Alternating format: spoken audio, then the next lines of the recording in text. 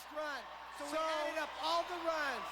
4:55 for Hawk, 4:56 for Hosoi. Christian Hosoi, the winner!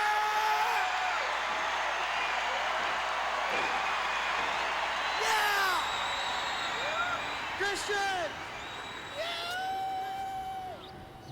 As soon as I got on a board, it was like all I wanted to be was a pro skateboarder.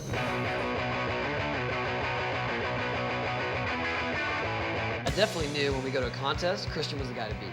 There was no doubt.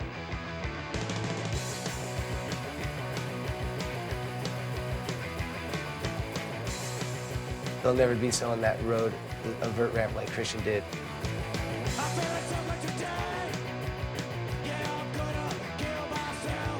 He's taken every standard trick in skateboarding and, I mean, basically made them new tricks because nobody still can do them that way, you know?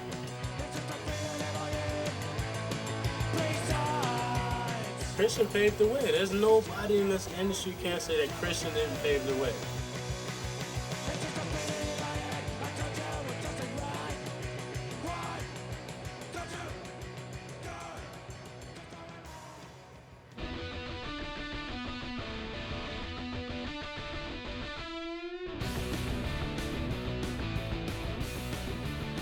In the late 1970s, skateboarding pioneers had taken their art to new heights. They'd caught the first airs, developed an innovative style based on surfing, and brought skating to never-before-seen levels of popularity. The top skaters became subculture celebrities. Skateboarding equipment, then mostly manufactured by toy companies, began to reflect the technical needs of serious skaters. And concrete skate parks brought it up all over the place, most notably in California. These skate parks became the training grounds for the next generation of skaters. The first time that I saw Christian Hosoi that I can remember was at the Marina Del Rey skate park. Christian grew up at Marina Skate Park. I was taking him there skating. We were there a lot, so I saw the skate park wasn't, managed well. So I approached him and said I'd help him out. He was there all day, every day, after school till it got dark, 9 or 10 at night. Jay Adams and Shogo and everybody would come to the skate park and hang out, and I was like the little grommet at the time. Looking at like me and Alva and Shogo and all of us, probably as his older guys that he looked up to. As a young half-Asian skater, Christian especially looked up to the legendary Z-Team rider, Shogo Kubo. If there's anyone I emulated, it was Shogo. So whatever he did, I thought was the coolest. Christian emulated Shogo's smooth and aggressive style, and he even tried to look like him. I remember him at the skate park when he would skate the brown balls, ripping, and I would tell him, man, go to the pool, man. He'd be like, Even though I didn't skate the vert, when I was riding the Rust Bowls, I was gonna rip on everybody that came there. That was my determination, was to do the highest air in the Rust Bowl, to do the most extended invert and the highest frontside ollie in the Rust Bowls. See, the first time I ever saw Christian was when he had a picture in Skateboarder magazine doing an ollie at Marina and Brown Bowl. It just looked awesome, It looked like a little kid blasting. And a lot of people thought he was a girl. It's just in the photo, it's like you see this, he had really long hair and he was really young, so. Oh, is that a girl skater? That's awesome. I was like, man, this was good. I came to find out that it was a boy, obviously, and I was psyched just because I feel like, there's someone my age, doing something that I want to do. And Surrounded by older skaters at the marina, Christian's skating developed quickly. You know what? You gotta skate the upper keyhole, Christian. You're coming up here today. And I went, all right, let's do it today. And then I learned airs 2 feet out, inverts hand on coping, frontside airs a foot out, all in one day. And that was it. That was the beginning of my life from being a grommet to becoming a man in a 11, 12-year-old body.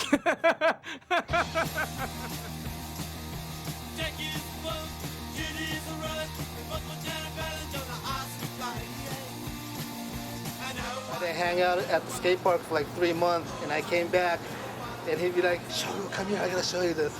Like, what?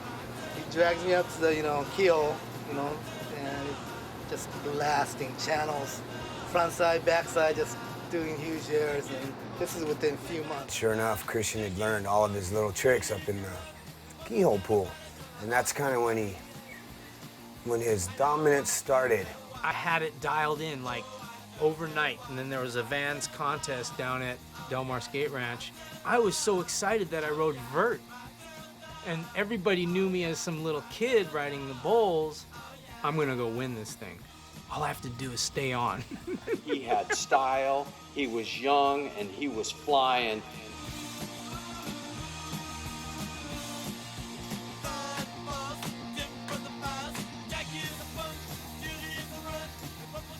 All I remember is being the happiest kid because I got first place. It's like when he came on, it was kind of like this end of an era, you know what I mean? Skate parks were built and skate parks closed. And I think when Marina closed down and stuff, skateboarding was in a downward spiral. When you look back in those days, there was probably like around 30 to 50 hardcore skateboarders left.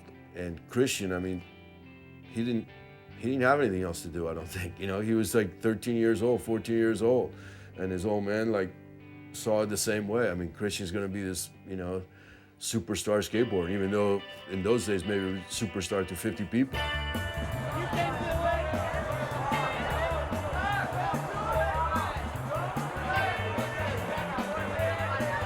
The industry back then was really, really small. The industry was pretty dead at the time, so we were at rock bottom.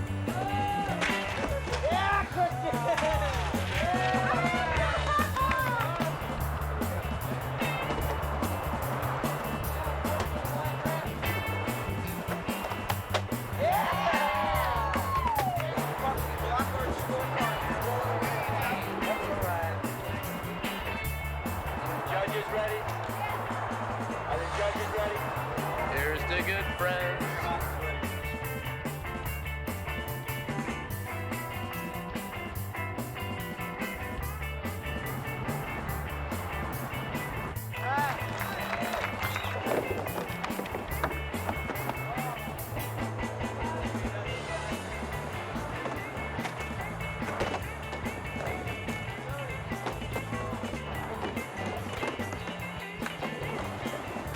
These guys are fucking scoring so low, I can't believe it. Like there was no future, there was no career.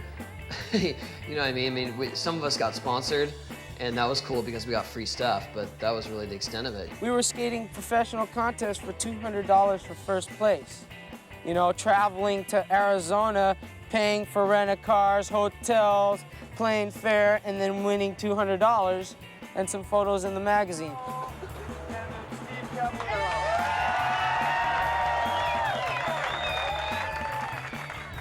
We started Thrasher in 1980, 81. So you needed to put together a group of guys that you could make the industry happen again. And Christian, like, we looked at him as being like one of the things that could revitalize skateboarding. So he became a big part of Thrasher. He became a big part of bringing back skateboarding. I wasn't thinking, you know, it might be a little bit too much responsibility. It might interfere with my schooling and taking me all over the country. I didn't think of those things. I just wanted to excel. It became a real dilemma where I had to be able to decide whether to let him pursue this passion or keep him in school. Christian, I think, was on the road like nonstop. I don't know when Christian went to school, if he ever went to school. One day I went to pick him up at school and I said, "What is it?" He said, "Yep, I'm over this." I said, "Okay, we're over. School's out forever." Skateboarding today is total involvement. Before it was after school. Now it's total. All we said to each other was, "You tell Mom."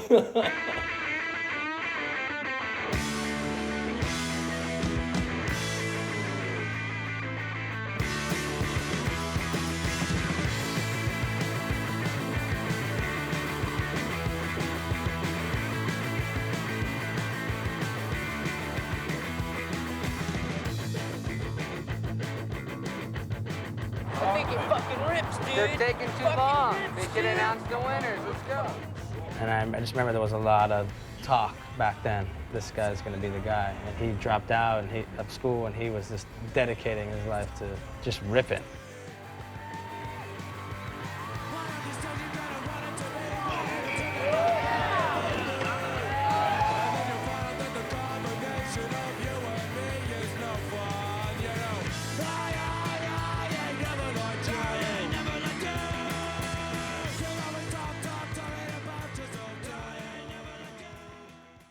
In 1961, Bonnie Cummings and Ivan Hosoi met and fell in love at college in Hawaii.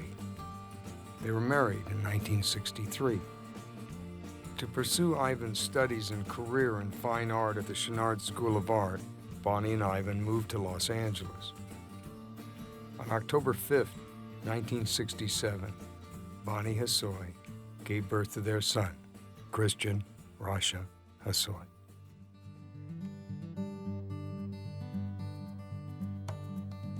Ivan and Christian, their relationship, I think it went beyond the father and son. I mean, they were almost like brothers.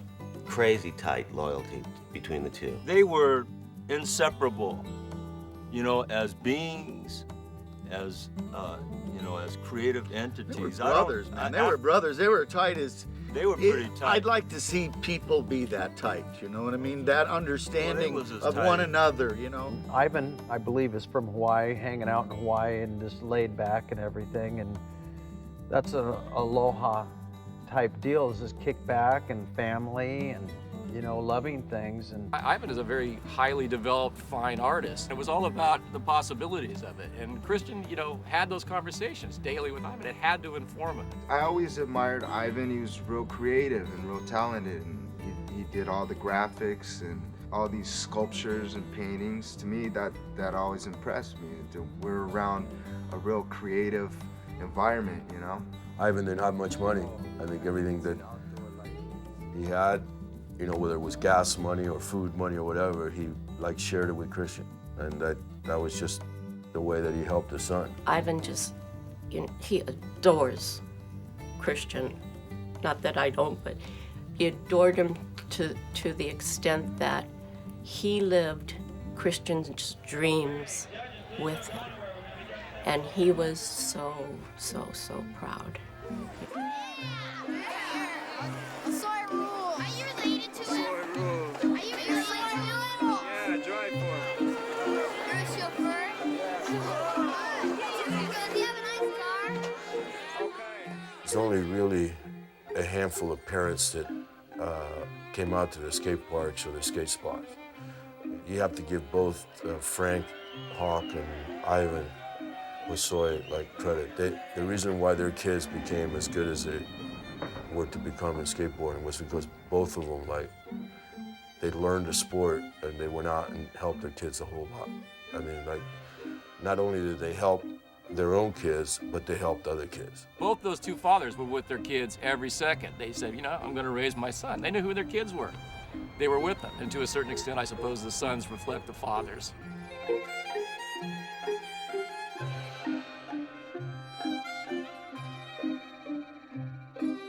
By 1981, Christian was eager to turn pro. At Powell, where he rode as an amateur, he was considered too young. The original Dogtown went out of business. Finally, Sims Skateboards sponsored Christian and gave him his own professional model. Inspired by Christian and Ivan's Japanese heritage, the Sims Hosoi featured rising sun graphics.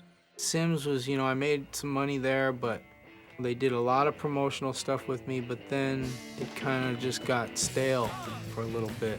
And that's when Alva came into the scene, and he's like, Christian, man, I want you to be riding for me. I want to give you a model, and I want you and me to go and do this company. And I want it to be the raddest thing. And Skateboard pioneer Tony Alva is credited with catching the first air ever out of a swimming pool. He was the first active skater with his own company and marketed himself in ways skating had never seen.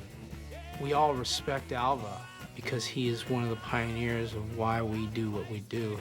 He's a legend. I just wanted to be affiliated with something that was real, you know, and that's what Tony came with. He came with something that was real, backyard, out of the garage, we're gonna start this from scratch. And I went, sounds good to me.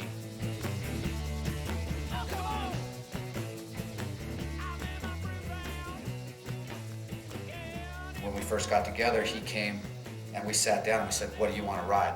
Wanted to be creative, and I wanted to have function in my board. And I said, well, I do big aerials to tail, where my hand grabs the top, I'll make that flat. And I said, wouldn't it be nice if it cut in and came out? And for tail taps on PVC coping, my tail just slips off. I can't do tail taps, which was one of my favorite tricks. Came up with the swallowtail. Boom. And I go, I got this idea of swallowtail. He goes, killer, I got this idea of a diamond tail. I'm like, all right. And he had ideas, I had ideas. We basically put it down. We go down there, I draw mine on a cardboard, fish shape, flat nose, cut in fish. He drew his, it was a dolphin nose, cut in diamond tail. And we cut them out, designed them, and we both rode them.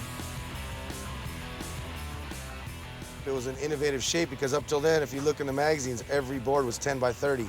Plain, you know, regular looking boards. And Christian said, Eddie, come on, you gotta quit, pal. Those guys suck, you know what I mean? Skate for the real guys, Alva. I'll be the pro, you'll be the amateur.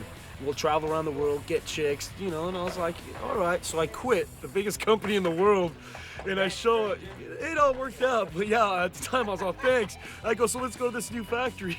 We go to this guy's house in Venice. It was a garage. A week later, I call Christian, let's go skate. He's like, yeah, well, by the way, I quit Alva. And all of a sudden, here I was on Alva all by myself. Basically, we had a little bit of a conflict. It was pretty obvious my board was more functional. When he did an advertisement that went obvious superior design, when he held his finger up and pointed up and there was the fish shape up there and it was my design, I mean, we butted heads. I told him, you know what, I'm quitting. It's over. How can you disrespect me like that, you know? But at the same time, it was a compliment. For TA to do that to me, I look back and I go, that's pretty sick. And I was like, you know what, I'm gonna start my own company. My dad said, you know, that's a good idea. I said, Hosoi, skateboards. I said, you know what? I think it's gonna work.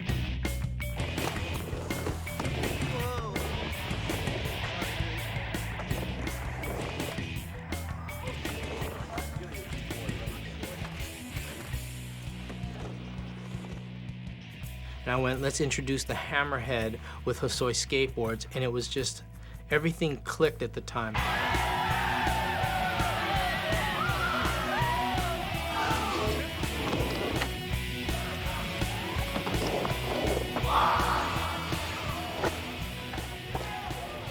You know, the fishtail with the hammerhead.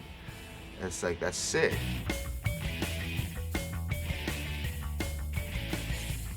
He had a lot of success with that board. I had one of those. I had one of the hammerheads. I skated the hammerhead. I rode the street one. Did I? I was riding for Vision, but I was taking all the Hosoi stuff out of the store.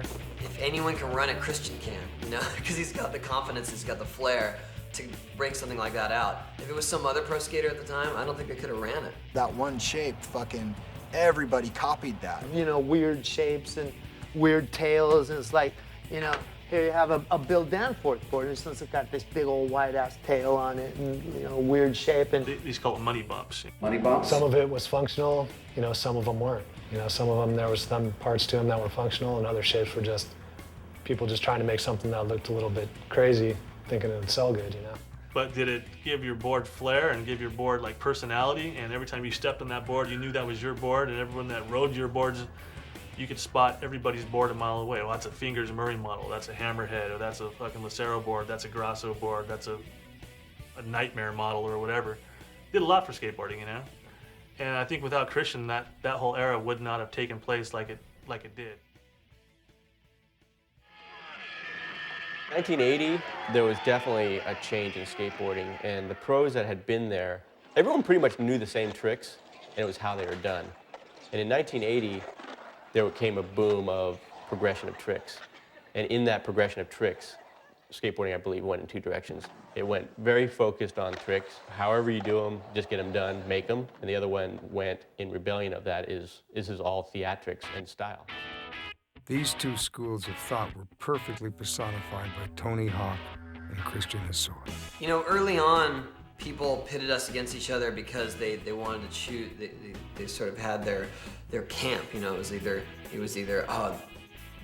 technical tricks that they were gunning for me, or they were into the flow, the style of going big, and that was Christian's deal. The progression of skateboard tricks reached a benchmark in 1984.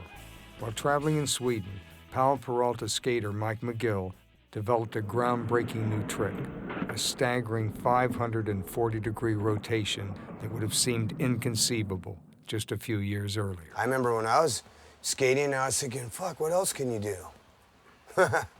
You know, and then 5 years later, whoa, shit. Named after McGill, the 540 McTwist was the biggest trick skateboarding had ever seen. McGill wasn't known to be the most innovative guy, so when he came up with the 540, you know, those guys were in Sweden when he did it. He kept it totally secret, and then he came home from Sweden, went straight into this Del Mar contest and busted it out and blew everyone away. Right when I started Hosoi skateboards, 540 was huge. You know, when you came to watch skateboarding, all you'd hear is McTwist, McTwist, McTwist. We want to see a McTwist, you know? And that, they didn't care about anything else. He and I, we had to learn it. I mean, a lot of guys were trying to learn it. Caballero, Christian, Lance. I mean, that was a trick you had to do because you couldn't win a contest without it. I spent 2 months doing it over and over and over at Del Mar, falling, slamming, bailing until I finally stuck it. Christian's road to the 540 was no easier. He took a lot of hits on that one and slammed it because he was doing it higher and he was trying to do it better than McGill.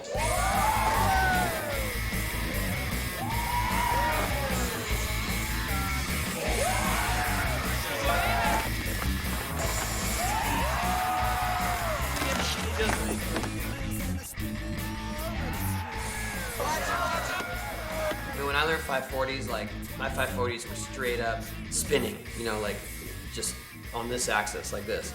And his 540s were like straight up, upside down, flopping over, doing a flip, you know what I mean? It was like, he did it properly. Through the amateur days, he was still young and didn't have all that much power. So even though he would do pretty well, he didn't dominate it. He was beatable, you know what I mean? And even as young, in his young pro days, he was beatable. But then there was this one, I don't know exactly when it started, but it just became him and Tony.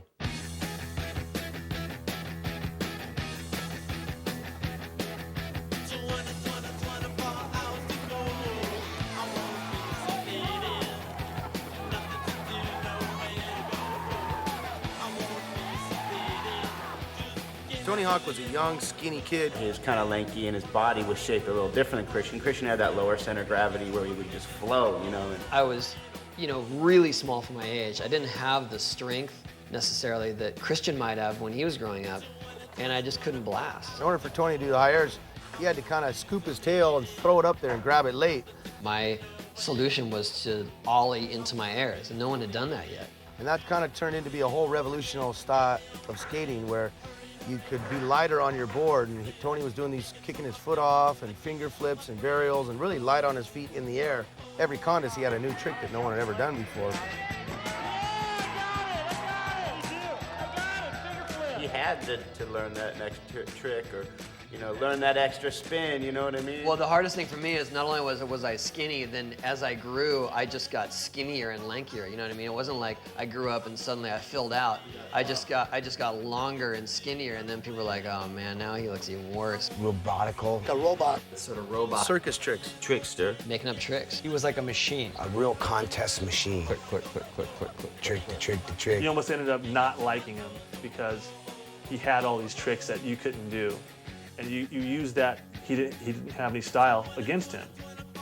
So on Christian's hand, all style.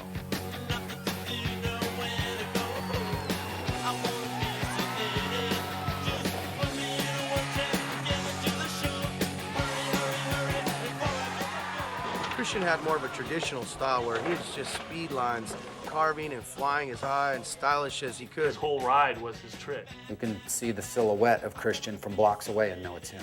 He did the best 540s in the book. He'd get on the ramp and just do maybe 5 airs in a row, and that was sometimes much more exciting than seeing the crazy stuff that Tony Hawk was doing. Not to take anything away from Tony Hawk, but Christian just, he shook the ramp.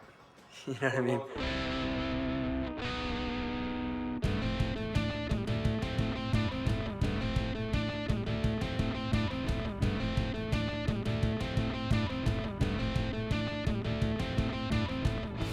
As one of the very last skate parks left standing in the mid-'80s, Del Mar Skate Ranch was the site of many legendary pro contests, including the famous showdowns between Christian Hosoi and Tony Hawk. Del Mar also happened to be Tony Hawk's home park. I think back and those are some of the best skateboarding memories I have. That's some of the greatest history of skateboarding. The Hawk Hosoi War at Del Mar. It's insane.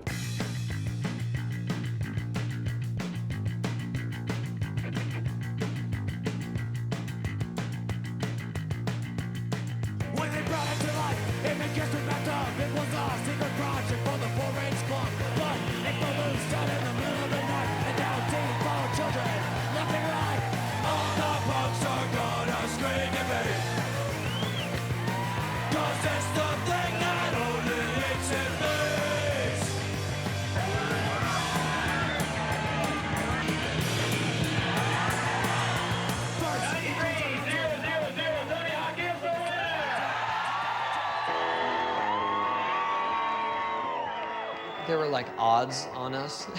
People were making bets.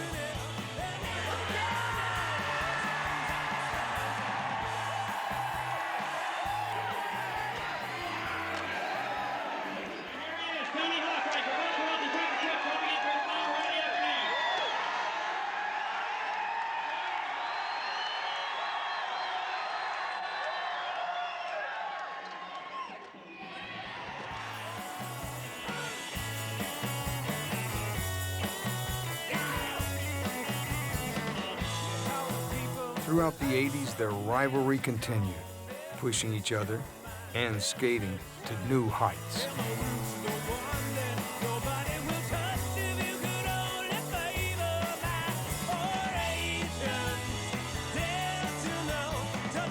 Who do you think won, Hawk?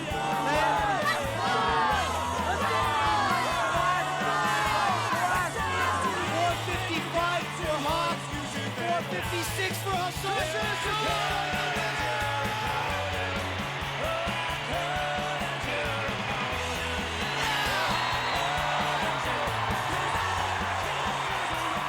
I'm glad to see that skateboarding has gone so far. Definitely. This is the ultimate.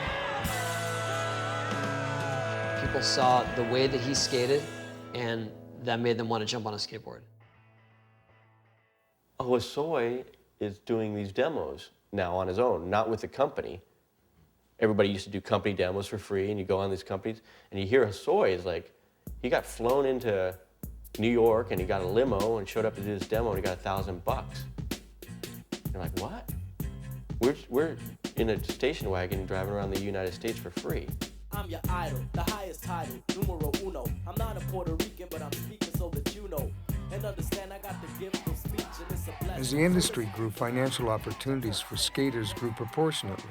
Along with Hosoi skateboards, prize money, and demos, Christian had sponsorship deals with independent trucks, OJ2 wheels at Santa Cruz, Swatch watches, Converse shoes, and Jimmy Z clothing. At that point, Christian was the highest paid skater in history, earning several $100,000 a year. You make a really It's a good good living, living. actually. You know, I mean, you can't say it's bad when you know, skateboarding, traveling. He was the first one to really break through and was marketable enough to be able to go in front of a camera and have enough, like, you know, charisma and style and speak, you know. What's up with that and shit? Damn. And he did a great job, and there was a whole segment of the market that just went, wow, Hosoi is on Jimmy Z, fantastic. And, you know, it obviously meant a lot to us. Everything he touched, you know, turned to gold. He just knew what to do, when to do it. I mean, he was the perfect guy you wanted on your team. That was the marketability. It seemed like Christian was so marketable. He was like his own agent, his own manager, his own entrepreneur, and he was the athlete. He was everything. He was like Prince. He was like the Bruce Lee of skateboarding. He's like the Jimi Hendrix of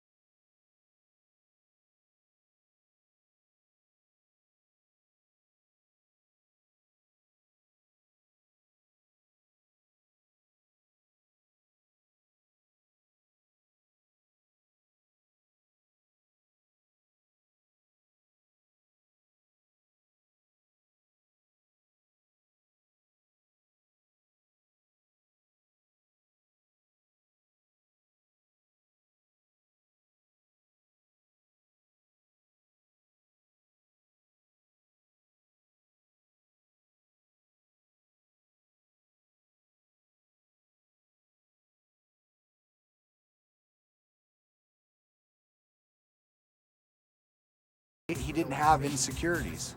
And that was really off-putting to a lot of us because, you know, here he is just strutting. It was like, who the fuck are you, man? Christ. I mean, who's the hell's gonna call somebody Christ and get away with it? And dude got away with it and it was beautiful. Right before the contest, we'd always go sneak off to the side and smoke a joint or something. Go out in the alley in the car with his dad. I don't know if I should say that. They'd roll one up and fucking smoke a big old green joint right before the contest. They'd be calling his name. Next up, Christian Hosoi. He'd be underneath the ramp puffing. He'd be so fucking stoned, man, and then he'd go in there and just kill it. Because he was laughing and he was talking and he was making jokes as he's skating and woo, woo, The sound effects, Bruce Lee sound effects in midair. Like yelling for himself, cheering for himself, basically.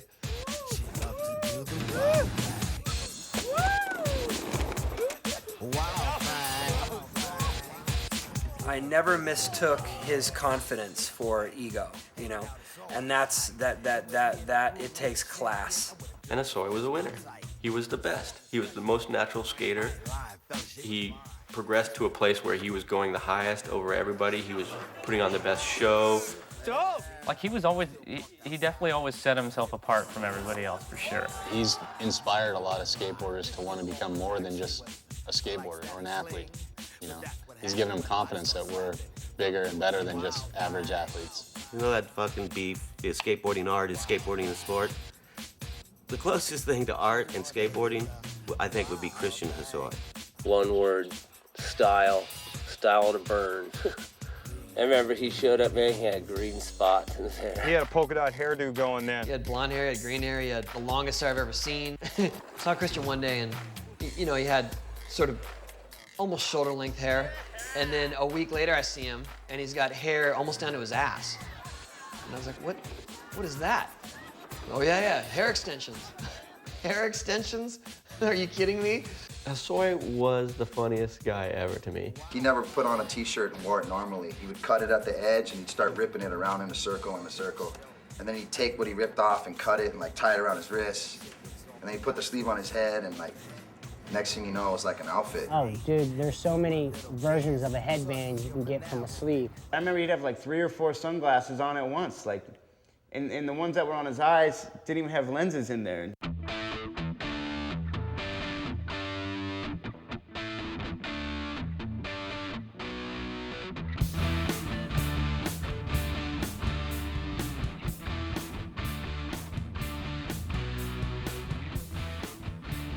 We're dirty, sweaty, bloody skateboarders, you know? But somehow Christian can do all of that and still look good and be fashionable. His whole presence went beyond just skateboarding. They didn't just see him as a skateboarder, they saw him as a fashion icon. He'd like, where are we going? Then he'd have to go get the wardrobe for that, you know? You know, he always wore like, you know, sort of club looking shit. His shirt was always open. He always wore the vest with no shirt and the cowboy boots and jeans. That was his staple. Going out outfit, that was his thing. And it was hot, he rocked it. I'm a splurger, so I spend my money on clothes. I buy shoes, clothes, jewelry. I remember going to Germany once, and I was kind of like hanging out with some of my friends, and they're on Hosoi's team, Rockets. There was a rocket wheel team, and he went into this leather shop, and the whole team was there, just hanging out, waiting for him, and he's shopping, buying a jacket, and he's just, whoa, get one for everyone, you know, like, and all these dudes walk out with white leather jackets. I mean, he had more leather jackets than anyone I ever known. Homie showed up from like partying all night, had like a white leather coat on, no shirt on, like white pants, white shoes. White cowboy boots with, you know, a pink shirt. 3 shirts, 2 pairs of shorts with pants over them, 5 watches. No shirt, shirt hanging off his head, shirt hanging out of his back pocket, shirt tucked in, 3 shirts tucked in, flying around like a cape. It's just like he had the stuff flowing behind him. Like streamers coming off of him, you know? And I asked him, I said, doesn't that get in your way? He goes, well, no, it actually kind of just, it accentuates your skateboarding. It's like something, you know, trailing behind you, like a flame or something. He was like infamous for getting away with anything. Like, if there was something that you weren't supposed to do, Christian would do it, and it would be okay, because it was Christian. When we walked into one of the stores on Hay Street, now there's like those painter caps, and it had a pink logo, BAM, with a like splash. And he's like, BAM, and he puts it on, and he's like, ugh. And I was like, laughing. He's like, what do you think? And I was like, looks good on you. I remember when he was riding for Jimmy Z, and he'd have boxes of clothes at his mom's house.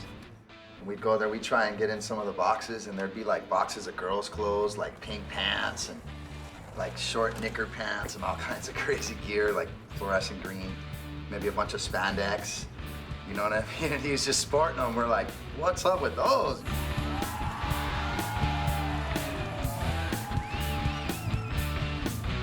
To me, I thought it was like surf and fitness or something. You know what I'm saying? You're like, whoa, this guy's wild. I mean, think about it. Skateboarders wearing spandex.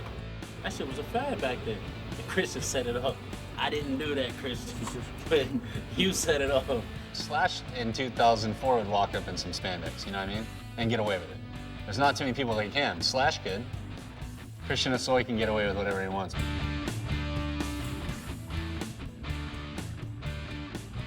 Like if you're looking at the fans of skating, they were sort of divided in, they like my style or they like Christian style.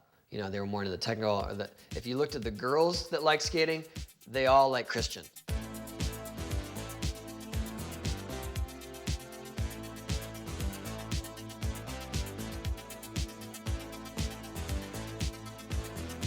The girls loved him, swarmed on him. Yes, the girlies were always prevalent, always. Most girls just came and went. I'd meet them and then I'd never see them again. When I was that age, I don't think I knew anyone that had that aura and confidence and swagger about them. He stole all the girls. I mean, he would walk in a club, and I mean, fucking bitches would drop their pants. They're just going, this shit is live. I don't know, maybe it was his hair or something. He's tan and, he's got that kind of Hapa Haole, he's part Asian, part, white, part Hawaiian. I mean, he's a handsome kid. I mean, he's beautiful in a really masculine kind of way.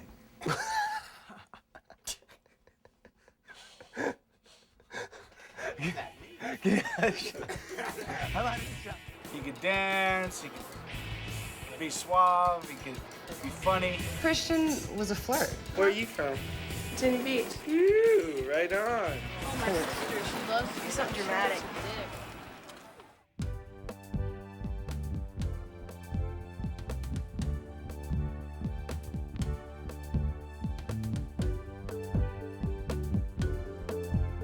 This one time, and I was 15. Christian's like, "Come on over to the hotel. I'm gonna be up in the jacuzzi." And I get up there, and it's Christian by himself with like 7 chicks. And Holmes has got a towel on his head. I was 15. I was just like, "Oh yeah, Christian's so stoked," and forgot about having to go to school and stuff, and stayed with him. And yeah, I almost got kicked out of school because of Christian. Let's just say that I was lucky to have skating in my life because it finally gave me something that was desirable to girls. You know what I mean? Christian never really needed his skating style to be desirable to girls. He already had it.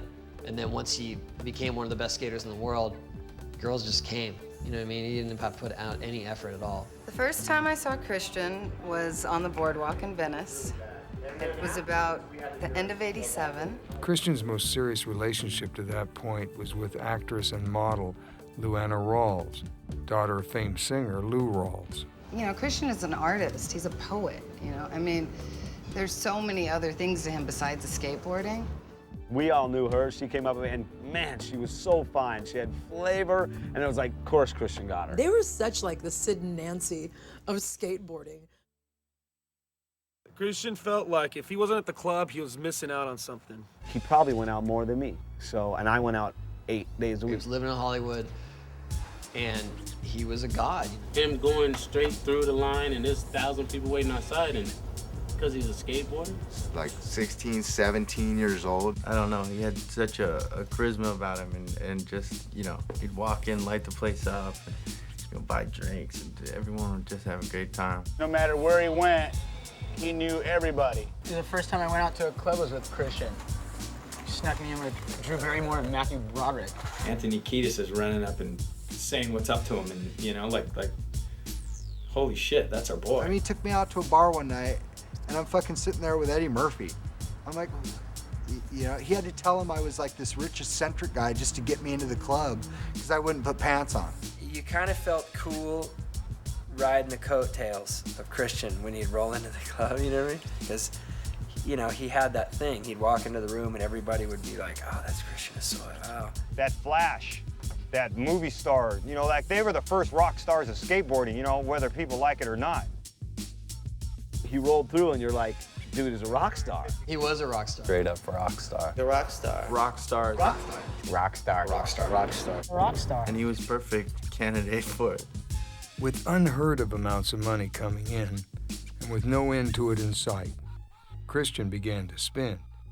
He traveled in style, treated his friends, and he rented the luxurious former home of actor W.C. Fields. What's happening? Hey, what it is, homie? Wow, All time to shred. That's my doc, Christian Hosoi. He's one of the freshest vert skaters alive. Like I rent a house instead of buying it because I don't feel like living in one house for so long. We had this thing going that if you're not gonna save your money and go for the retirement thing, right? You're gonna live it right to the edge, then that's what it's gonna be. Seeing my dad as an artist, how there wasn't any desire for money. Money came last, and when he told me about artists like Van Gogh, Picasso, and those guys who started out, I mean, Picasso was successful, but Van Gogh never sold a painting. It's what you're creating and not what you're gonna, you know, get out of it matters the most. Yeah, I just went to his house, big house, vert ramp. He's like at the top of the hill. There's probably 4 cars or something in the driveway. And that's when he had his girlfriend then, you know. She came out. She like came out in like a bikini top. I was like 15. She's like, she just calls him in like, "Christian," something, you know. I was like, oh my God, look at this guy's setup right now.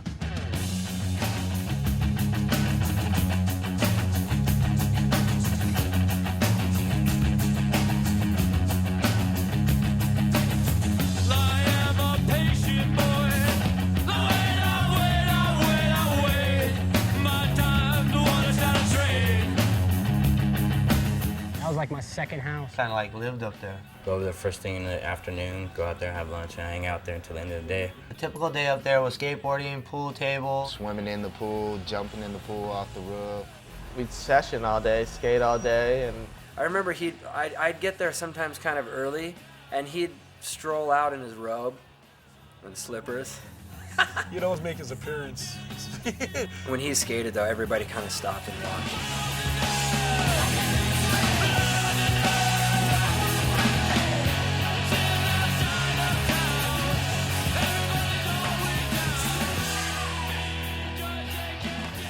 Hosoi Skateboards started a joint venture at Santa Cruz, producing hammerhead skateboards and creating Hosoi rocket wheels. I started sponsoring guys like Monty Nolder, Sergi Ventura, Bo Ikeda, Johnny Kopp. You know, Christian had an extended family of everyone that skated for him. You know, when I was just kind of coming up in the amateur ranks, he was a guy that, you know, just kind of like saw something in me and just like said, you know what, I like the way you skate, you know, I like that you're half Asian. He was, you know, very into his culture and his roots. He was seriously like my big brother. The way they did their videos and the way everybody had longer hair and just more of a lifestyle kind of thing was really what Hosoi Skates was all about. I mean, I really liked the way he set his team up because it was a whole package. You had to skate their style, you had to dress their style, and you know, you had to be a sharp-looking dude, and their whole team was on. You know, and we sort of like looked at them all the time going, oh, there's a Hollywood team. Christian's team riders all started to look like Christian as time went by. No matter who rode on his team, eventually they would look like Christian. Hosoi was more of a traveling party with him being the leader, buying the food, doing the things, getting everyone like, come on. Christian was a star, making a lot of money. Everybody wanted him everywhere. Every weekend, he could be at any town, anywhere in the world. Going from Texas to Canada to Europe, Australia, Japan. France a couple times, Belgium, Germany. Man, we'd all fill our pockets with weed, hop on the plane, like go in the bathroom. We'd be going to Hawaii all the time, riding wallows and all the spots, ditches, and pools out there with Cully and the boys. Christian paid for most of us, almost all of us, to go. We stayed in a hotel, and all of us, you know, like we'd have like one bed hotel, and there'd be like 15 of us in there. We'd stay like maybe 2 weeks. By like the third day, the maids refused to clean our room. Jumping in Lincoln Town cars, just having endless fatties to smoke. You know, we would go, in the morning we'd get up and go to some like big ass cliff and jump off this 70-foot cliff, and then we go, next morning we'd get up and go pick mushrooms out of the cow patches and go climb up some crazy mountain that we could like kill ourselves on. Then we go, every day skating was involved. And then, you know, we'd hang out at the beach, and at night we'd go out every night and party and have a good time, and just, it was just every day, it was just an adventure. It was just, I mean, it's probably like the funnest time of my life. People in Hawaii, they claim him as theirs. He was like a god there, you know what I mean? All the skaters there just idolized him, and that was like his homeland in a weird way. International session.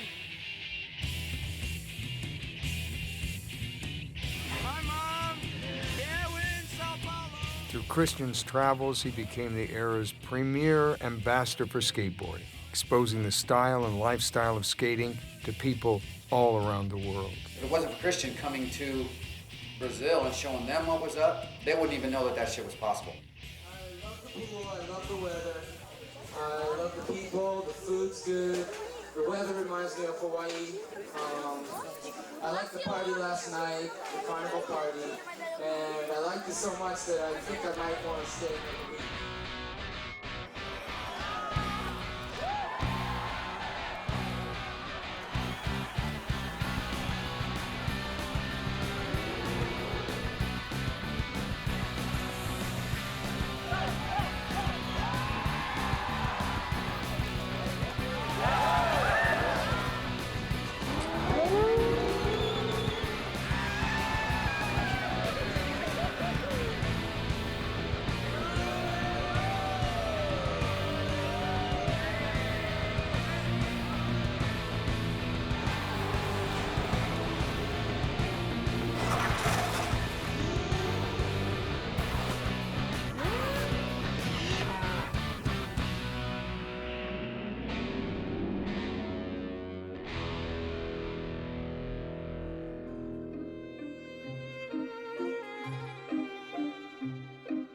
While Christian Hosoi and his generation of vert pros were pushing the limits on ramps and in pools, a whole new school of skating was developing in the streets. They're like, yeah, there's this hot little kid skater down the street. I'm like, cool, let's check him out. Watch, he ollies all the way up this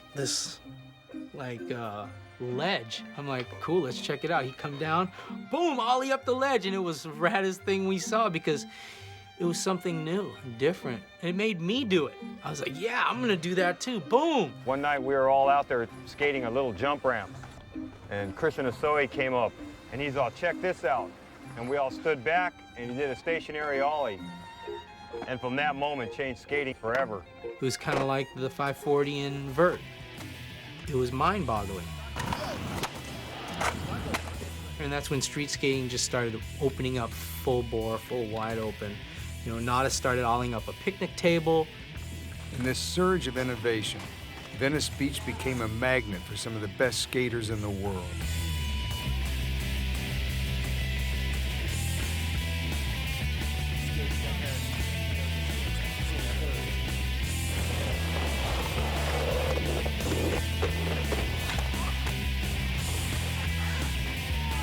On an average day in Venice, it was me, Murray, Dressen, Christian, Jesse Martinez. Nodis would come down sometime, and all the different other, like, you know, Venice breakwater locals that would come and hang and skate with us. Every day we were down there, and we were, like, you know, kind of holding down the boardwalk. You know, just terrorize on the beach all day, puff fatties and, you know, fire off water balloons at tourists.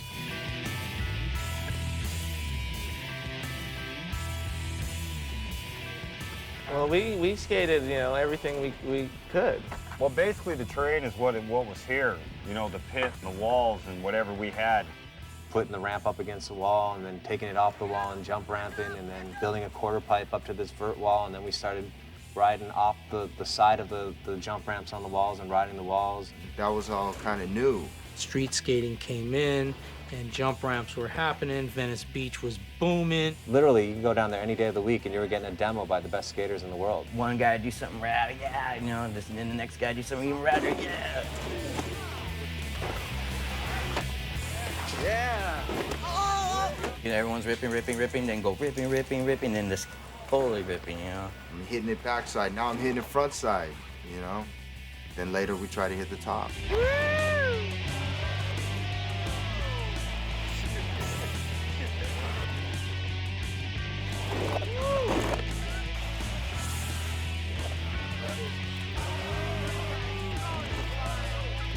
That was the beginning of what we called at the time the street revolution. That's the reason why we did street skate too. Just that whole Venice street scene, everybody, they were the best.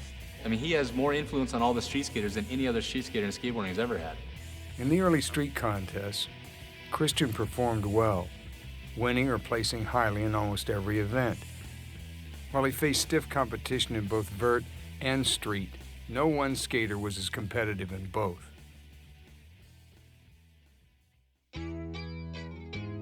Early 90s, it became street skating only. Vert is dead is what the magazine covers were. You know, skating always went through cycles of popularity, so we kind of expected that it was gonna, you know, take a dip, but we just didn't know that our style of skating was gonna be so uncool as well.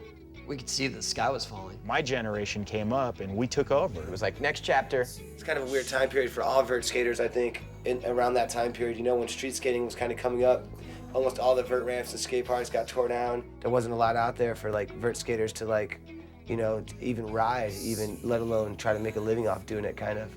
All the pro vert guys really didn't have nothing going. Tony Hawk was nearly bankrupt with Birdhouse. Tony Hawk didn't even have a pro model. So it was like, if you're a vert skater, you better do something spectacular, or you better, you know, look for a job doing demos at SeaWorld. That's how it was. That's what you were doing. No, I wasn't doing that. Well, Six Flags. For how much? How much did they pay? I went and did demos at Six Flags for a week, 3 demos a day, $100 a day. Yeah, what's it like to say, hey, you're the best in the world, man, you're the greatest. But not today, not anymore. It's these guys now. And then you're up there going, who are these guys? Riding around on picnic tables and stuff like that, you know? I mean, we're the real deal. We've been here forever. We're it. We're the shit. You can't take this from us. doesn't matter, they took it. I didn't know how to fucking deal with it at all. And I didn't have it like Christian. You know, I was a lesser than player kind of off in the shadows. I was confetti for the party. He was the party. You gotta look at reality. You gotta look at, hey, do I need to get a job? You know, or can I really make this work? Man, I got a job as a waiter. It was really weird, like going from, you know, traveling and getting paid for doing this, and then just, boom, nothing. And what are we gonna do with our fucking lives now, you know? And the only way I could cope was climbing into a booze bottle and self-medicating. You want me to tell you how I got off of Santa Cruz? They cut me on speed wheels. They cut my pay on OJ, and they said, you're only gonna make $1,500 a month, Christian, for the next 6 months to a year. So you better move out of your house and sell your ramp, you know? And I said, fucking what?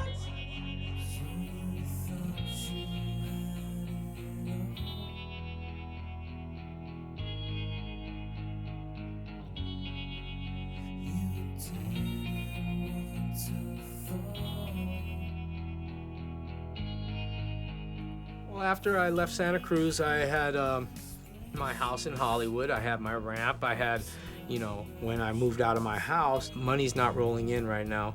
There was a little frustration there. I sold all my, you know, motorcycles, you know, the Harley, the cars, house, my ramp, my car. When me and Luana broke up, it wasn't my skateboarding abilities were there. I was winning events. I'm gonna move in with my mom. When I was living with my mom at that time, every day, every morning after dropping my mom off at work, time and place for change. Skate for the day, come back by 5 to pick my mom up from work. I was sitting there trying to come up with a new plan. Went to the drawing board. Back to the drawing board. I was career driven. I wanted to come up with ideas. I wanted to have advertisement campaigns. I wanted to have a team. I wanted to go out and promote a company. Let's start Skate Culture Rising. He goes, I want to do a skateboard company. I'm like, really? Milk skateboard goods. I just went, you want to start a company? You want to do something? I have an idea. Never being defeated, get back up on my feet. There was never a time when I thought, get over it. It's not working. I always thought there was something else gonna work.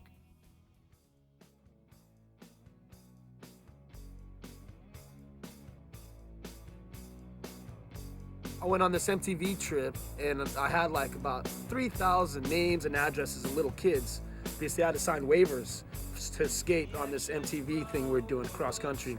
And I was writing these kids back, you know, telling them about Public, my skate company. And this guy comes over and he's all, check this out, and he had a little powder, it was speed. And I never really liked that shit, you know? But I did it, and all of a sudden I spent 2 days happy writing these letters of these kids, 2,000s of them, boom. And I told Christian, I go, Christian, you gotta come over, you know, I got some octane. And he's all, what's octane? And I was like, you'll find out. So he came by, and Christian's all, yeah, this is good. And after that, I wish it wouldn't happen, because the next day he called me up, hey Eddie, I wanna buy some of that stuff. What's happening, bro? Christian really had nothing going. His mom moved back east, his dad was in Hawaii. Huntington Beach, Chicken and Kelly opened up their pools in '91. And they invited me down to come and skate their pool. And it was almost like skateboarding was revitalizing again. Pools were back. Skateboarding is booming. Street skating is huge. Christian basically moved down Huntington Beach, got involved in the whole scene. The Huntington Beach scene is now starting to blow up. Clubs are starting to pop off. We had friends that had a house here, all within skating distance. Everybody was DJs, ran the clubs, dealt the drugs, did something with skateboarding. So everything was just so convenient. It was like we had our own little utopia of just a party scene. Hello, focus. Yeah, hold on. It's for you, Brian. And Focus was their baby. They had all kind of moved on from Alva and, you know, Hosoi from Santa Cruz, and kind of came back together as a bunch of friends and decided that this was going to be their vehicle. We didn't have any money, but we had a lot of heart and soul, and everybody was down with us, you know? We were doing the right thing. And they were just raging, out of control.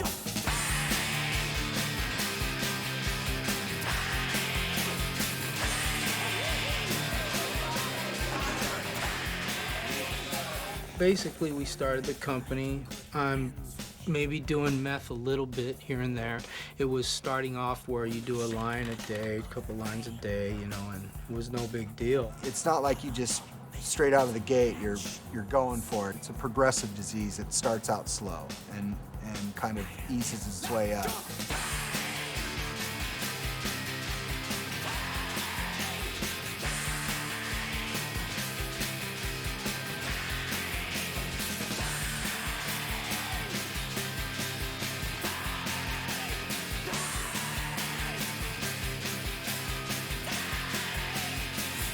And there's a point when you're sniffing crystal methamphetamine and then you start smoking crystal methamphetamine.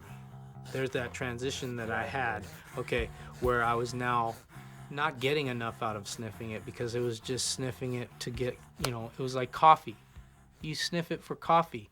You start diving into it more in depth, where before it was just something you were dependent on. Now it was something you love to do because you see the way that people are on it. Everybody was getting pretty tossed up around that time period too, you know what I mean? We were partying all night, there was a million girls. Sleep all day, skate for like the last 2 hours of light, maybe.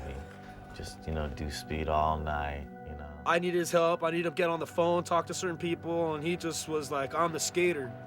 I gotta go skate, you know, and that's cool, but he wasn't out skating, he was just out there raging, partying. The company never really made money. A lot of times it didn't even get the product made. It was like people from Japan or whatever send money to get stuff made. These guys would get the money and think, oh, we got money, and then they just blow it all, you know? The word that was coming back that I was hearing was, you know, he was starting to, you know, party and starting to do stuff that, you know, he didn't really do. You know, you'd hear, just like with anybody, you only believe half of it, but you say half of it could definitely be true. All that money, it's easy to party. Something bad happens, party. Bored, party. Got something good happen in your life, fucking celebrate, party. After a while, that shit wears on you, and you get yourself caught up doing shit that you wouldn't normally be doing, and fucking consequences come. Oh my God, we need to buy this first. We gotta have endurance and stuff. I need orders for fucking 2,000 shirts from our plant. See? Even by 94 or so, you know, he was already getting, you know, just swallowed up by the whole speed thing. Gotta get organized. I don't know what the fuck was going on, who he was hanging out with, but you know, if they were skateboarders, they should have checked themselves before they let him get like that. I was hanging out with guys that were running like the drugs in that area, and so I was able to get a lot of it for free, and we all started doing the stuff, just mass amounts. He'd start hanging out with people who were just like his yes people, who basically kiss his ass, and they were just feeding him speed, getting him deeper into it. You would never hang out with these people if you weren't high. What are you doing? Like, you'd rather hang out with them than hang out with us? We're your family. What are you doing? He was just hanging out with people that were just drug addicts. We'd show up some random house to get some weed or something, you know, and like we'd go in and just be like dark, like little dungeon, and like all like, you know, like to be some weed dealer in there and some weird other shit going on, some heroin or something, you know, and then Christian would be in there to sit on the couch or something, you know, and you'd be like, whoa, like, what's up, Christian? Like, what are you doing here? You know what I mean? But I would stay, you know, functional. I wouldn't let, if my face changed or if I had like the signs that I was looking like I was on drugs, I wouldn't do anymore. I would, you know, stop.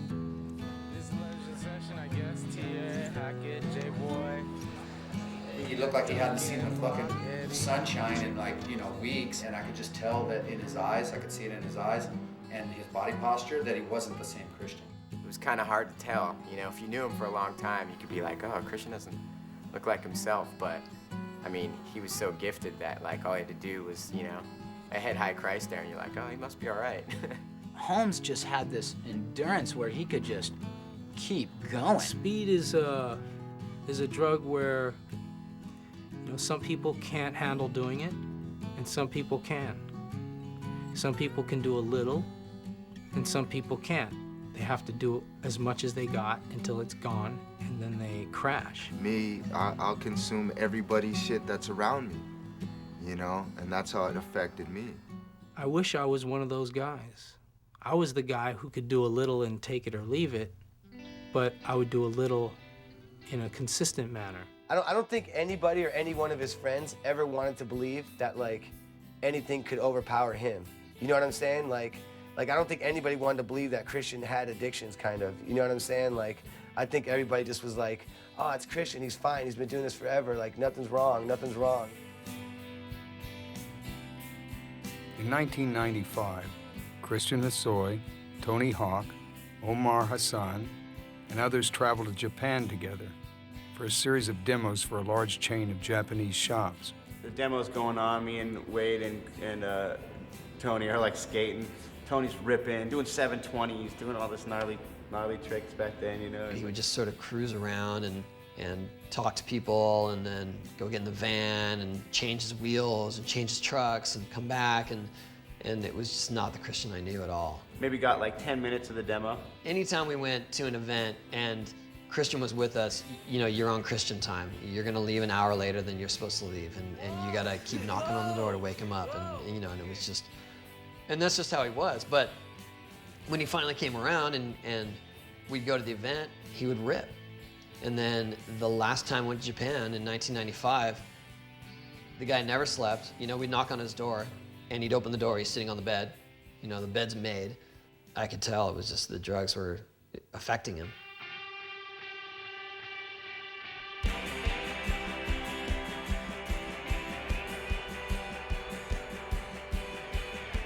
This was the year of the first X Games, and they did profiles on all the guys that they thought were hot or, you know, deserved attention, and I had a profile for the first X Game. Christian had a profile for the first X Games. They wanted to make Christian their Tony Hawk. They came to the Focus Factory and did a big interview on Christian and Tony. These were the rivalry guys, exactly, the big 80s stars. I guess when they showed up and they did it, it just looked so bad. He was all gray and it just wasn't looking good and wasn't really making sense. The guys now are just going off. And I think in his mind at the time, you know, oh, they did my profile, I already got coverage. I don't need to show up. Somebody started to point it out to me like, yeah, he's not gonna go here because he might not have speed with him. And he's like, no, bro, I'm just gonna stay here. And he just stayed in Japan and never went to the X Games. And that was the last time I saw him.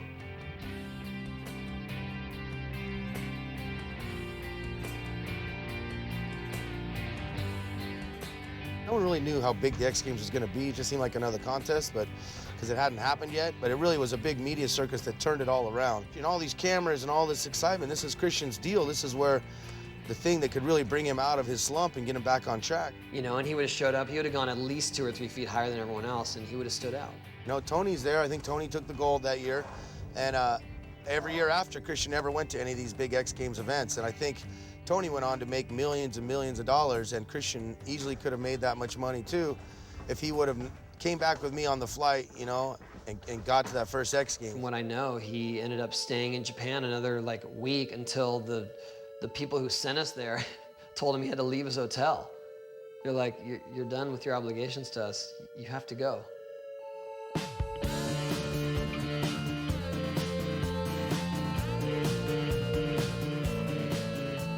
He disappeared for 4 months, hung out with a guy, and I guess the guy ended up spending $40,000 on him, on drugs and the life, you know.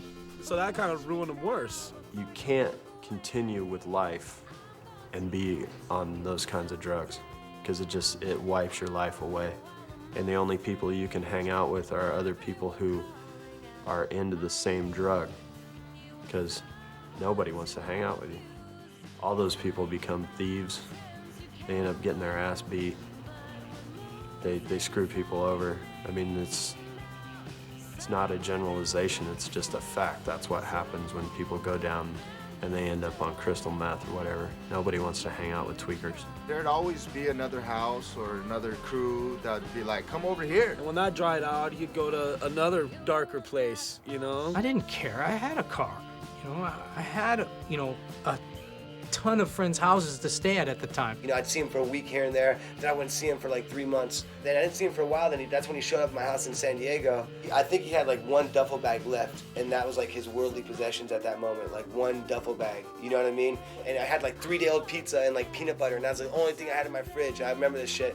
And he's eating it, and you know, and Chris is acting like, oh, this is why I do this all the time, like, woo! I'm sitting there listening to people talk bad about him, calling him a tweaker. He's just this, that, all he does is that. Like flies, sunglasses, they love Christian, you know? But they were locking the doors when they saw Christian, you know? I mean, that hurt me. And it used to piss me off, you know, because I didn't see him as just that. You know, I was like, this is Christian Hosoi, dude. You guys are freaking tripping, you know? Quit talking shit about him. And then I started realizing, like, this is all he's showing them. Christian started having some problems with the law, getting arrested 2 different times for possession of crystal methamphetamine. It seemed like every time he got in a brush with the law, he would never follow up on it. Me and a couple other guys, we put in some money and tried to help him out of it, and he didn't show up to the court date. And he called me, you know, pretty much every time he got busted, trying to get bail money and trying to help him out, to get him out of jail or whatever. And every time, you know, I never really made an effort to get bail money for him because I kind of hoped that maybe it would shock him a little bit and open his eyes up to what he was doing, you know? He would get a bail bondsman guy to bail him out, but then he'd never go back to court to get it straightened out. And they were minor offenses, you know, little stuff. But because he didn't follow up on it, now all of a sudden he's got these bounty hunter guys looking for him. 95, 96, he just had to stay underground. I was living on the streets. I was homeless, I was strung out on heroin, and nobody would have anything to fucking do with me. You know, not my family, not my friends.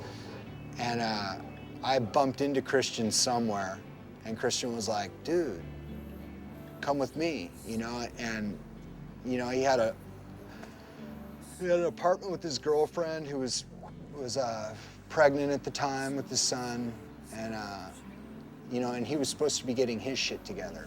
They would let me crash on their couch. You know, as long as I didn't shoot dope in the house was the one rule, which I broke every time I walked in the fucking door, because I'd be like, I gotta use the bathroom. You know, but Christian was still like, oh, it's fucking Grasso, it's cool, he's cool. You know, and I'd go over there and, you know, I'd go down and he'd go up and we'd play darts and see who won. And we'd do that for days. He was smoking speed and playing darts, that was his trip, you know. A lot of skaters like, dude, I saw Christian, he looked like shit. You know, he's skating around town with a dartboard in his hand. And whittling on skateboards. He always carried a little wooden rasp file that every time he got a new board, he'd be carving away these little notches in it all the time and just whittling away. We'd be skating for hours going, come on, Christian, come on. No, I'm still working on my notch. I remember he was trying to sand his shape down on the coping. I was like, what's this guy doing? Gonna make the new shape that's gonna change, you know. Because we all bought into, we bought into our bullshit. We bought into what everybody told us we were, you know, because you've been told that you're fucking so-and-so, the maker of the hammerhead. In his fucking drug psychosis later on, he's got a file and a fucking, you know, a buck knife in his hand thinking, all I gotta do is make that one shape, that new shape that's gonna change the face of skateboarding, and I'll be back in the game. And I know that if you don't stop doing that drug, you're gonna die, or it's gonna, you do it for so long and you're gonna stay like that. I see guys that are spun.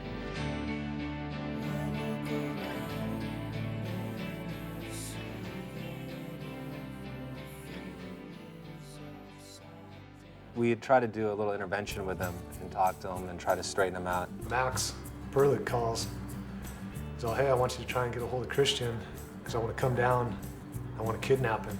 When we got him here, all his friends were around, you know? And Christian just starts going off at Perlick. He's all, I'm not going, this and that. He ended up turning it around, saying that we were fucked up for doing that to him, you know? And he ended up making us feel like shit, and he walked away.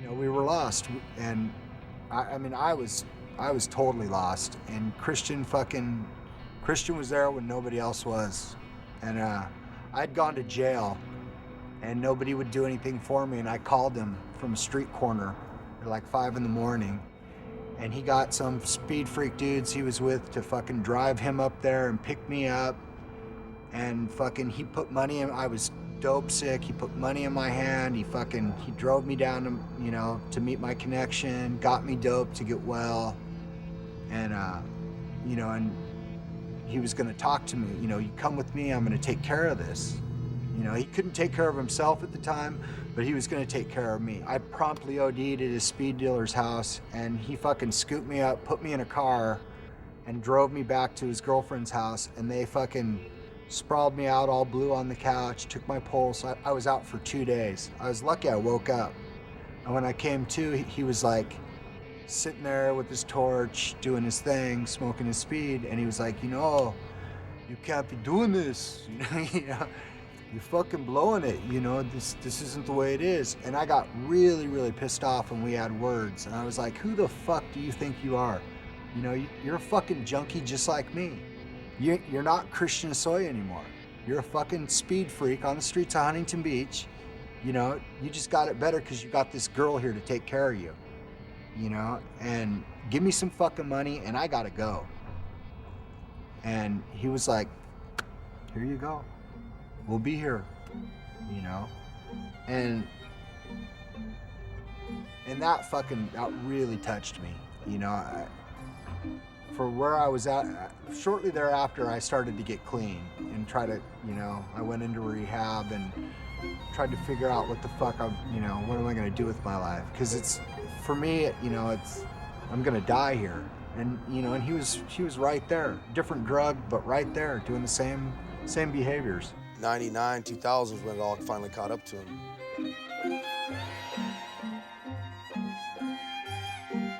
I was in Long Beach in the bar, and it was Mickey Reyes. I'm at the bar, I just got there, and I look over and I see Mickey Reyes, and he's all, Eddie, did you hear what happened to Christian? And right there, I was like, whoa. He's dead, you know? I start crying, I was like, fuck. I was at home in Virginia. I got a phone call from my brother who said, your son just got arrested at the Honolulu International Airport. On January 26, 2000, Christian was arrested and charged with possession of crystal methamphetamine with intent to distribute. He was caught with over a pound of meth. Yeah, I come home to my studio in Wamanalo, my barn, and I knew it was, you know, he was doing the carrying. He said he wasn't going to do it anymore, so just, you know, going to quit. So there's a worry there, right? Because you know. Oh, you knew pre-notion that he was doing that? Yeah. You had a talk with him about it? No. How did you know? Because he came into town and he's working it. You had to see him and see his condition. Yeah. So when are you gonna get off of it? Oh, soon. So you gotta, there it is, you know, I'm gonna get off of it. So that's not get off of it right now, this minute, you know? You can't do that.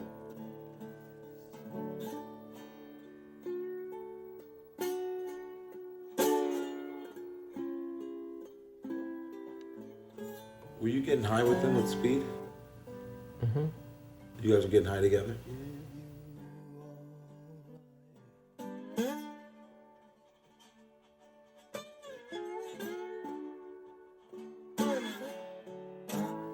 Were you smoking it with them, snorting it with them? In what form were you guys doing crystal meth? Yeah, you smoke meth, Chris. You smoke it.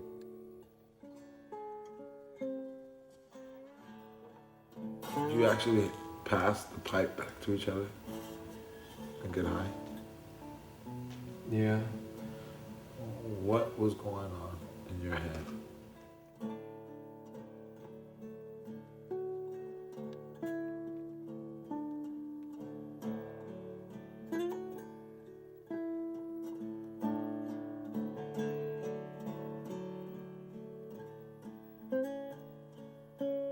Anyway, we don't got no regrets, and I don't. You know, I sold my land in Hawaii to pay for a lawyer who ripped us off. I think everything that's good, bad, or indifferent in the past always leads to what we are in the present.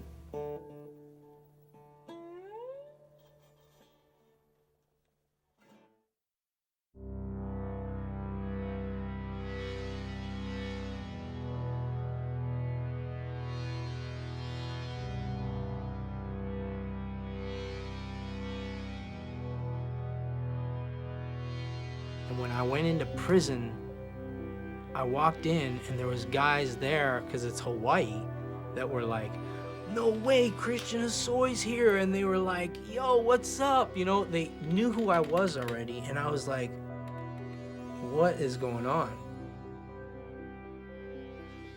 They're in there for murder now, okay? They're looking at life without, okay? And I'm going, so what is the deal with my case? And they told me, and I just went, why me? Whenever anyone's arrested in the federal system, they're offered a deal. They're offered a deal to cooperate, to work with the government, to assist in prosecuting other people. That's the first thing that happens. And it's typically the case because the penalties in the federal drug system, the federal criminal system, are terrible. If he had been arrested for the same thing in state court, albeit in California or Hawaii, he would have looked at immediate probation or something close to it, even with prior convictions. And it makes no difference your involvement in the case, whether you were a courier, or you were a minimal player, or you were a significant distributor. It really depends on how the government uses you in the end. And the only way to avoid that in the federal system is you cooperate. His response was, I'm not going to rat anyone out, I'm not going to point the finger at anyone, and he paid the price. The ultimate irony is that everyone else around him ratted him out. Everyone else around him had no problem pointing the finger at him. So when push came to shove, he was left out in the cold. Jennifer Lee was dating Christian at the time of his arrest. I think I was 19 when I first met him. My girlfriend had this photo album with all their friends and everything, and she had a picture of this guy in there, and I thought he was like the hottest thing ever, all dirty, grungy, and he just looked really cute to me. I said, who is that guy? I want to meet him. So she's like, oh, that's my friend Christian, he skates. And I'm like, I don't care what he does, who he is, like, I have to meet him. I called him for about a week, and then he came over, and then he never left. Christian was going to Hawaii, and he asked me to go, and I said yeah, because I did not want to go home on drugs, so I went with him. You know, a week had gone by, and I'm sitting there waiting for him, curling my hair, you know, for like 3 days, and I called the guy, I'm like, where is Christian? You know, it's been a week already. He said it was gonna take 1 day. So he's like, just don't call here, da-da-da. I'm like, okay, fine. So I waited and waited and waited, and I got a phone call. I said, babe, I'm looking at 10 years.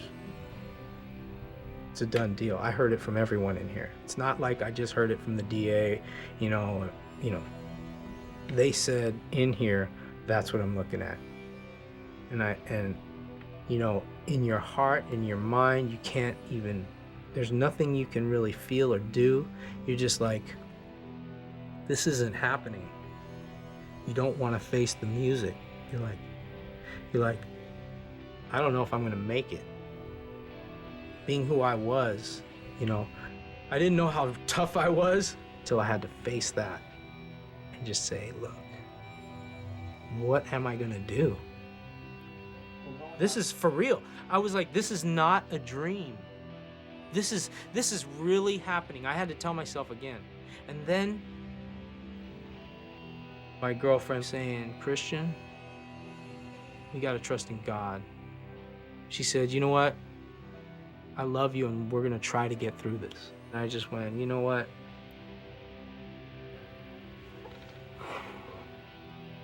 I don't know.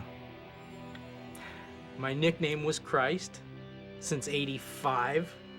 I made up the Christ era in the late '80s. Now it's the year 2000, and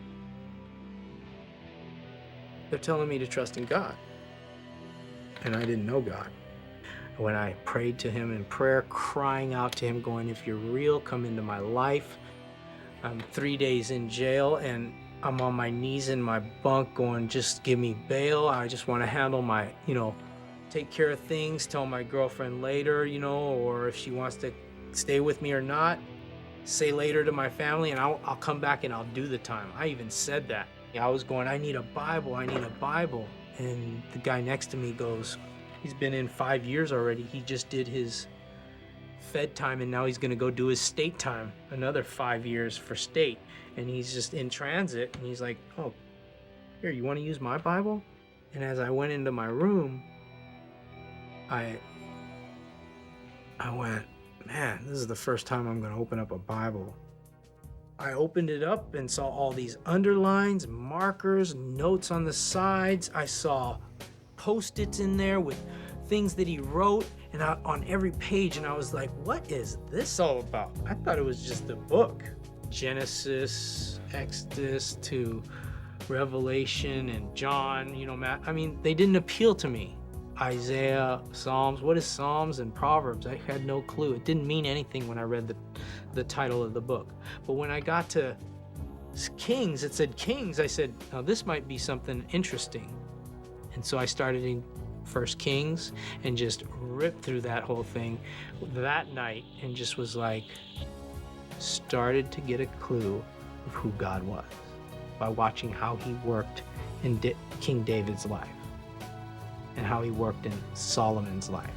And we know of all the stories of these guys, you know, David and Goliath. But when I really read it in the Bible, it was like God speaking his truth to me and me just closing off the world and focusing on God. And that was the first week that I was in prison. And I let go of everything and just said, I have to do this. And that was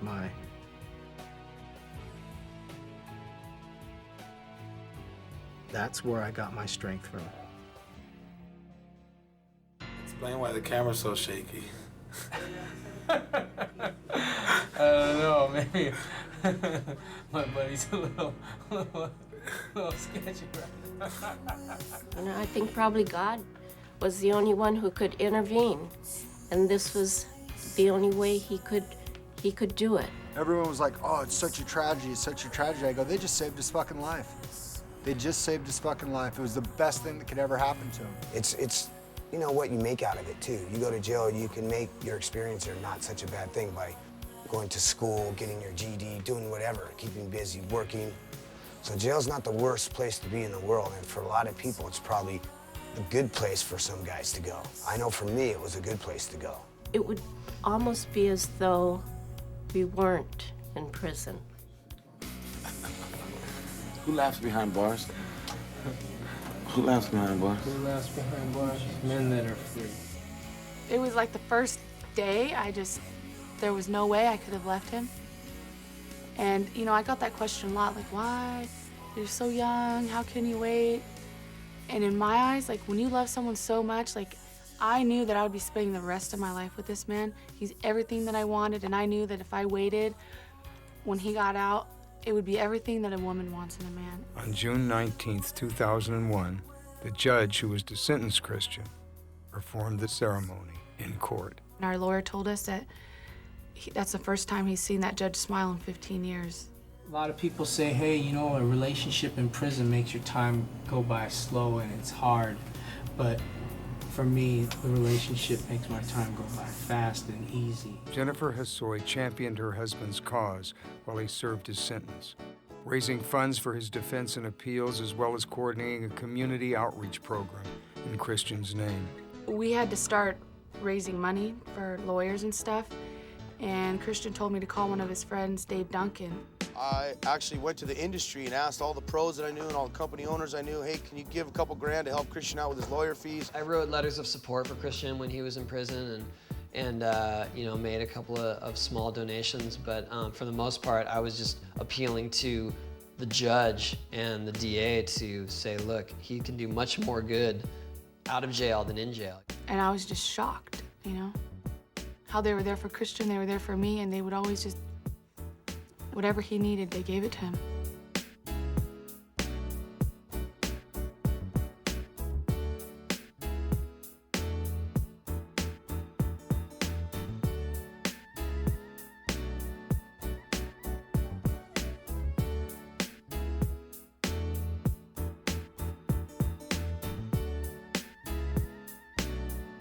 After several years of legal efforts, Christian's 10-year sentence was reduced, and Christian Hosoi was going to be free.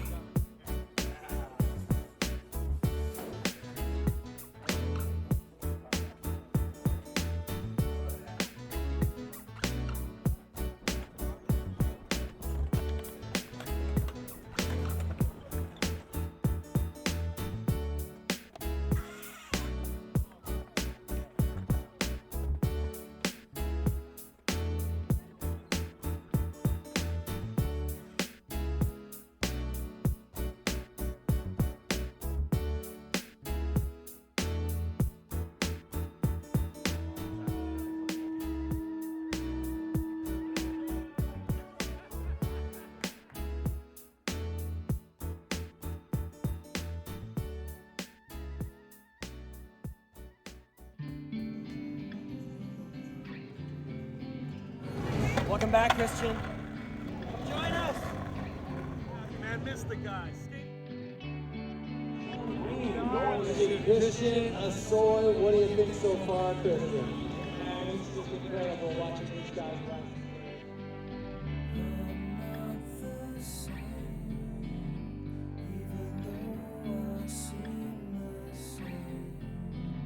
For the McTwitch 540.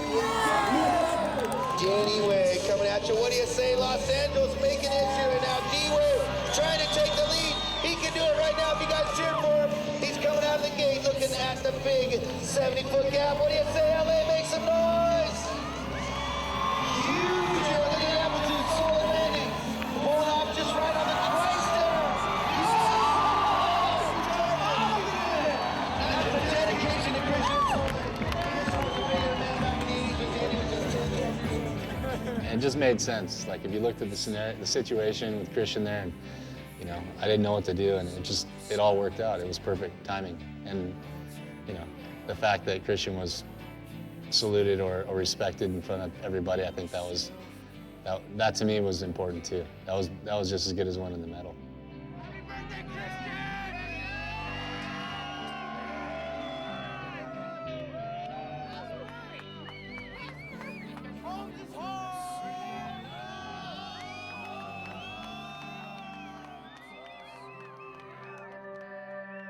Who's the best skater of all time? My dad. What's your dad's name? My dad's name is Christian Hosoi. What's your name? Rhythm. Rhythm what? Rhythm Hosoi. You know, when I was younger, when I was doing everything that I did, being a professional skater, to me, I was the coolest guy in town. You know, as you see, you know, it's all about girls, you know, drinking, and all that other stuff that goes with it. And it's empty.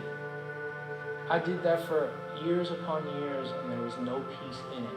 I look back, and there is no peace that compares to the joy and the relationship and the greatness of having a relationship and knowing Jesus Christ. I guess we all make choices in our life that take us down a road that we sometimes don't want to go down, but when I went down them, I think today it's going to be a part of, you know, the things that I can discuss with people to hopefully help them cope with those things in life. There's just so much I want to say, but I'm going to be in this ministry.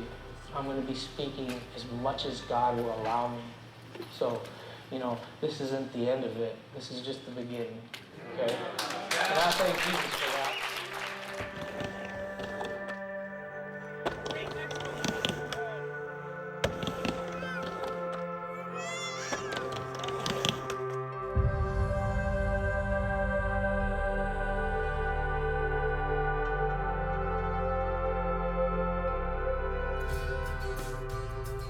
A legend is like something really old that skateboards. My dad's a legend. What defines a legend? I think the people define a legend. I think that there's not one characteristic that makes a legend. I think it has to be up to the people to create the legend, just like all the legends before. Either people pay heed to it or they're not really having it. Like Scott Baio is not a legend. Some people may think so, but fucking Charles in Charge is not a legend, right? But someone like Bruce Lee, or Johnny Cash, or Sid Vicious, or Elvis, or Christian, who are legends, people gotta make them that. It's hard to say how Christian impacted it because there's probably 100,000 new skaters because of him. You know, who saw him when they were tiny kids and they're still skating now. And then those kids went on to become the top pros nowadays. Always looked up to you, the hottest shit ever. Inspired me to do what I do now, basically, and appreciate everything you've done for the sport, and it's fucking badass. His contribution to skating is unsurpassed. Hosoi just means more than really the tricks he did. He means more than the amount of money he made. He means more than the fashion and the flair he brought to it. put it all together, he is skateboarding. He could do no wrong on a skateboard. Nobody went higher, smoother than him ever. He could skate anything, everything at any given time. He could do it blind, you know, with his hands tied behind his back. It was just in him. I don't understand.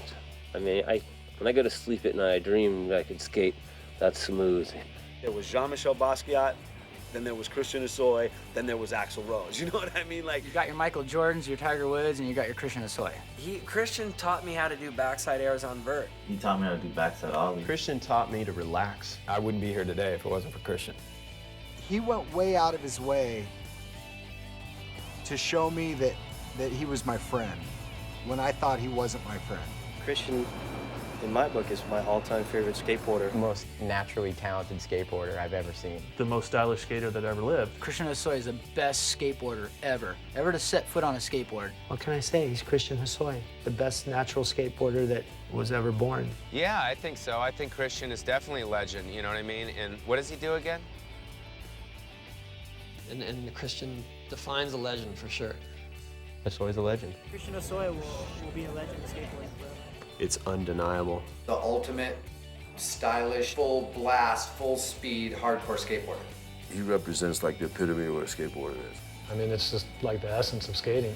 When you look at a certain era in skateboarding, there's only a couple names that will still be mentioned, and his will be one of those. Nobody will ever be able to do a layback grind like Christian does, and there'll be nobody that will ever do a method air as good as him, or a crossbone lean air, or a Madonna, or a Benihana, or a backside tail grab, or a frontside tail grab. Although he's got to remember that I did teach him on a skateboard. Yeah. Straight out.